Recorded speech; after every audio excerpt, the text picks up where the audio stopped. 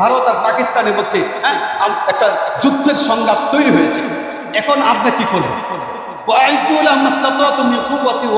কোরআনে ব্যাখ্যায় আমরা কোন পক্ষ নিব?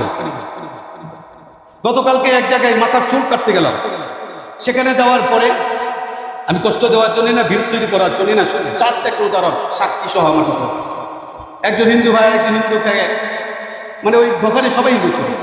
তখন আমি তো হুজুর, আমাকে টার্গেট করেই মনে হয়েছে, নাহলে এখানে কথা বলা তো উচিত না।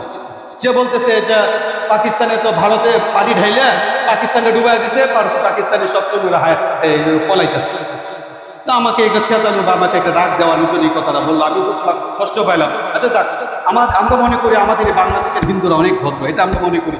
এই জন্য সম্প্রীতি বজায় রেখে আমরা চলি। কোন হিন্দু ভাইকে কষ্ট দিয়ে আমরা কখনো কোনো সময় কথা বলি না, বলবো না। কিন্তু আপনি দেখুন, একটু বিবেচনা করে, ক্যালকুলেশন করে, রিসার্চ করে, কোনো হিন্দু ভাই কিন্তু ভারতের বিপক্ষে কথা বলবে না, কসাই নরেন্দ্র মোদীর বিপক্ষে কথা বলবে না।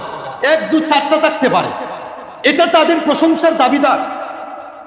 তারা যে এটা করছে, এটা আসলে তারা প্রশংসার দাবিদার, কারণ তারা স্বজাতিদের জন্য কান্দে। তারা বলে আমার সম্প্রদায়ের কোনো ব্যক্তি কষ্ট পাইলে আমরা এটা দেখে দিব। কিন্তু আমরা মুসলমানরা মুসলমানদের নির্যাতন থেকে হাসি, নাচ গান করি, খেলতামাশা করি।